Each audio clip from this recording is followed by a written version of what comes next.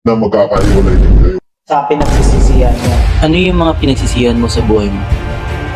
Regrets. Wala. Kasi alam mo bakit? Para sa akin ang regrets, hindi ko siya ina-adapt as failure. Hindi ko pinagsisihan yung mga pinagdaanan ko. Kasi lahat naman ang pinagdadaanan natin with my purpose. Kumbaga, it's either blessings or lessons. Para sa akin ang regrets, hindi siya negative. Kumbaga, it makes you to experience, magkaroon ka ng lesson sa buhay. Sino ba naman yung tao na nagagawa ng experience niya na pagsisisihan niya? Diba? Like yung pag girlfriend, boyfriend, hindi naman natin ma-anticipate, akala natin kayo na hanggang sa ulit, diba? Pero in the end, na magkakahiwalay din kayo, diba? From that experience, kahit nagkahiwalay kayo, meron kang mapupulot na lesson. Hindi mo masasabi na through ups and downs, happy moments, magiging kayo, masaya kayo. Paano na kung pagdating sa downfall, yung nahihirapan yung isa, malungkot yung isa, paano kayo magtutulungan? It's either nandyan ba yung isa pag may problema ka, or nandyan lang yung isa dahil masaya kayo, success kayo. Hindi. Kasi lalo na sa pag-aasawa, ang pag-aasawa hindi naman yan dahil sa meron ka. Mas maganda mas makapili ka ng asawa mo na nandyan sa'yo through ups and downs, either nasa success ka or nasa pagsubok ka.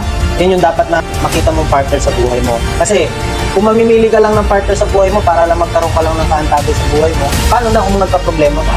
Nandyan pa ba siya? Susuporta pa ba siya sa'yo? Magandang mahanap ng partner, supportive. Parehas kayo ng mindset, parehas kayo ng goal, nagtutulungan kayo. Kung nahihirapan yung isa, tutulungan mo yung isa. Diba? Yun yung sinasabi kong proper relationship sa pag-girlfriend at boyfriend at pag-aasawa na rin. So at the same time, gawin yung sentro si Lord sa mga nagiging relasyon nyo kasi yun yung magpapatibay din sa inyo. It's not about your relationship. It's about your character, being imperfect, but when you're together, you try to be perfect couple. Yun yung pinaka-bottom line doon. In experience in life, ang regrets kasi ano siya para sa akin nakaka-motivate. Bakit? Kasi, ang pagsisisi, huwag natin i-take as negative. Yes, it's negative.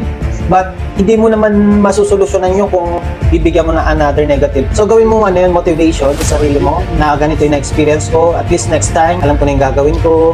Nagkaroon na ako ng lesson sa buhay ko, na ganito yung experience ko. Ganun yung gawin yung concept pag nagkakaroon kayo ng problema sa pinagsisisihan nyo. Like sa pagbibusiness. Ang pagbibusiness is very hard. Saka risky. Pero dyan sa business, dyan tayo mahuhubog, dyan tayo mamamall.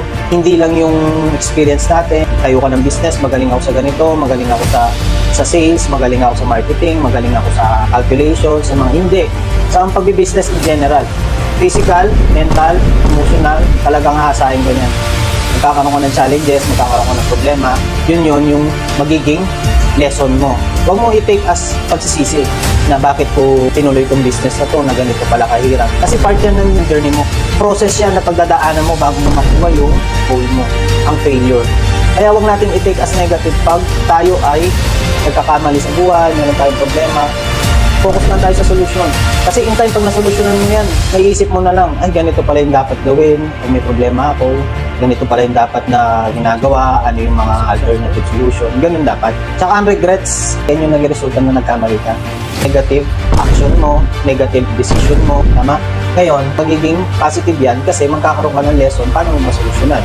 It's either on your personal business, relationship, lahat-lahat. Lahat naman ng tao, nagdadaan tayo sa mga ganung pagsubok. Take as a motivation natin yung mga pagkakamali natin, itama natin, para next time, hindi na mauulit. Ganun lang naman yan eh. Yung mga pinagdadaanan natin sa buhay, it's either lessons or blessings. Hello mga ka-dreamers! Kung may natutunan po kayo sa content natin ngayon at nagustuhan nyo, please follow and subscribe for more upcoming motivational videos. Pa-share na rin po para makapag-motivate na rin sa mga ibang tao. Thank you and God bless po.